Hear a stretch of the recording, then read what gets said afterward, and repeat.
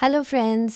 आज हम वापस आए हैं अपने चैनल के एक नए सेगमेंट के साथ जिसका नाम हमने रखा है 2 in 1। इस सेगमेंट में हम अपने सब्सक्राइबर्स की सजेस्ट की हुई कोई भी 2 शॉर्ट थ्रिलर मूवीज लेंगे और उनकी स्टोरी एक्सप्लेन करेंगे। तो दोस्तों, आज जिन 2 मूवीज का हम स्टोरी एक्सप्लेनेशन करने जा रहे हैं उनमें से पहली है शॉर्ट हॉरर मूवी विदिन। दोस्तों, मूवी के स्टार्ट में हमको दिखाया जाता है कि एक यंग मैन है जो अपनी गर्लफ्रेंड एलिस को याद कर रहा है और पार्क में उसके लापता होने के पैम्फलेट्स लगा रहा है। लेकिन अचानक वो एक तरफ देखता है कि एक अजीब सा आदमी बहुत करीब आकर उसको घूरने लगता है। उसके हाथों से खून टपक रहा था। तभी एलिस की तस्वीर उसके सामने से उड़ती हुई आगे चली जाती है। वो उसके पीछे पीछे भागता है। तस्वीर उड़कर पार्क के बाउंड्री वॉल के नीचे चली जाती है। वो दौड़कर बाउंड्री वॉल तक जाता है और देखता है नीचे एलिस खून में लथपथ अपनी तस्वीर के पास खड़ी है और उसका सारा खून टपक टपक कर उस तस्वीर पर आ रहा था। फिर एलिस मुड़कर उसको गुस्से में देखती है और सामने अंदर एक टनल में चली जाती है। वो उसको आवाज़ देता है और उसके पीछे भागता है, लेकिन जब वो टनल के सामने पहुंचता है तो वहां पर कोई नहीं होता। वो अपने बैग से टॉर्च निकालकर टनल के अंदर दाखिल हो जाता है। अंदर बहुत अंधेरा होता है। अचानक उसके कंधे पर कोई अपना खून भरा हाथ रखता है। वो मुड़कर देखता है तो वहां पर कोई नहीं होता। तभी पीछे से अंधेरे में कोई उसकी तरफ भागता हुआ आता है। वो डर कर बाहर की तरफ भागना शुरू कर देता है। बाहर आकर वो अपनी गाड़ी में बैठ जाता है। उसकी तबीयत खराब होने लगती है और उसका सर दर्द से फटा जा रहा होता है। वो कोई दवाई निकाल कर खाता है और फिर उसकी आंख लग जाती है। सपने में वो अपने को देखता है जिसमें वो खून में नहाया हुआ था। उसकी आंख खुलती है तो रात हो चुकी थी। अब वो फ़ोन में अपनी गर्लफ्रेंड की लास्ट लोकेशन सर्च करता है और अपनी गाड़ी में बैठकर उस जगह के लिए निकल जाता है। लास्ट लोकेशन एक सुनसान मैदान की थी। वहां पहुंचकर उसके मोबाइल पर एलिस की कॉल आती है तो वो उठाता है तो दूसरी तरफ से एलिस के जोर जोर से रोने की आवाज़ आती है और उसके बाद फ़ोन बंद हो जाता है। वो उसको कॉल बैक करता है तो फ़ोन उसकी अपनी गाड़ी की डिक्की से बजता है। वो उतरकर बाहर आता है तो देखता है कि सामने अंधेरे में कोई अजीब सा मॉन्स्टर जैसा कुछ खड़ा होता है जिसके हाथों से बहुत ज़्यादा खून टपक रहा था। उसका सर दर्द से फटने लगता है। वो वापस आकर गाड़ी में बैठता है और अपनी दवाई खाता है। अब वो दोबारा उतर कर जाता है और अपनी गाड़ी की डिक्की खोलता है तो देखता है उसमें एलिस का मोबाइल रखा था।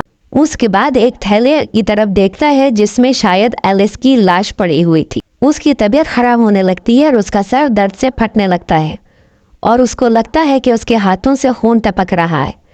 अब हमको सीन्स की क्लिपिंग्स में ही दिखाया जाता है कि उसने खुद एलिस का मर्डर किया था। वो एक्चुअली में एक दिमागी मरीज था जो अपने पागलपन के लिए दवाएं खाता था और उसको खुद ही पूरी तरह से याद नहीं था कि उसने एलिस का मर्डर किया है। और जो जो चीज़ें उसको दिखाई और सुनाई दे रही थी वो सब उसके अपने दिमाग की खराबी थी।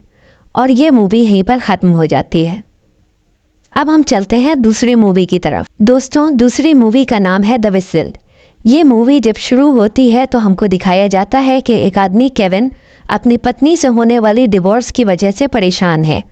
तभी दरवाजे पर नॉक होता है और वो जाता है तो देखता है कि उसका दोस्त जो किसी आदिवासी इलाके में गया हुआ था वहाँ से वापस आया है और वो साथ में लाया है एक विसल जिसका नाम वो बताता है डेथ विसल। केविन विसल को टेस्ट करने के लिए अपने दोस्त की तरफ करके उसको बजा देता है। उसकी आवाज़ बहुत ही खौफनाक और डरावनी थी। उसका दोस्त थोड़ी देर बैठकर बातें करता है, उसके बाद उठकर चला जाता है। रात को केविन सो रहा होता है तो उसके पास एक कॉल आती है और उसको पता चलता है कि उसका दोस्त एक कार एक्सीडेंट में मारा गया है। उसको अजीब सी फीलिंग होने लगती है और वो विसल की तरफ जाता है और उसको शक की नज़रों से देखने लगता है। तभी दरवाजे पर नॉक होता है और वो देखता है कि मकान मालिक रॉजर्स अपना मकान का किराया लेने आया था। रॉजर्स उसकी बहुत बेइज्जती करता है तो पैसे देने से पहले केविन उसकी तरफ मुड़कर विसल बजा देता है। रॉजर अपने पैसे लेकर बड़बड़ाता हुआ वहां से चला जाता है। कुछ दिन बाद केविन की मुलाकात फ्लैट में रहने वाले दूसरे आदमी से होती है जो उसको बताता है कि रॉजर मर चुका है। और उसकी पत्नी ने बताया था कि मरते वक्त उसके कान, नाक, मुंह वगैरह से बहुत ज़्यादा खून आ रहा था। केविन घबरा जाता है और अपने घर चला जाता है। फिर कुछ सोचकर वो अपनी पत्नी को फ़ोन करता है और उसको मिलने के लिए बुलाता है।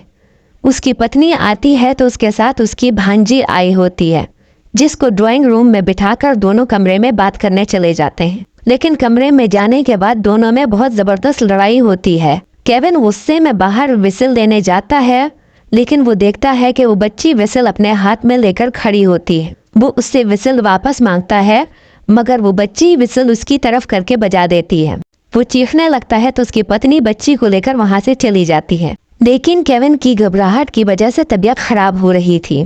वो गोली खाकर सो जाता है। शाम को उसकी आँख खुलती है तो वो सीटी को लेकर समंदर में फेंक आता है। लेकिन जब वो घर वापस आता है तो वो देखता है कि विसिल अपनी ही जगह पर वापस रखी हुई है। अचानक से उसकी तबीयत खराब होने लगती है और उसके मुंह, नाक और आँखों से खून आने लगता है। और फ्रेंड्स, मूवी यहीं पर ख़त्म हो जाती है। तो फ्रेंड्स, हमारा ये सेगमेंट आपको कैसा लगा हमें ज़रूर बताइएगा, और ये भी बताइएगा कि नेक्स्ट स्टोरी एक्सप्लेनेशन आप कौन सी मूवी का देखना चाहेंगे। इस तरह के और अपडेट से जुड़े रहने के लिए please like, share and subscribe. Thank you.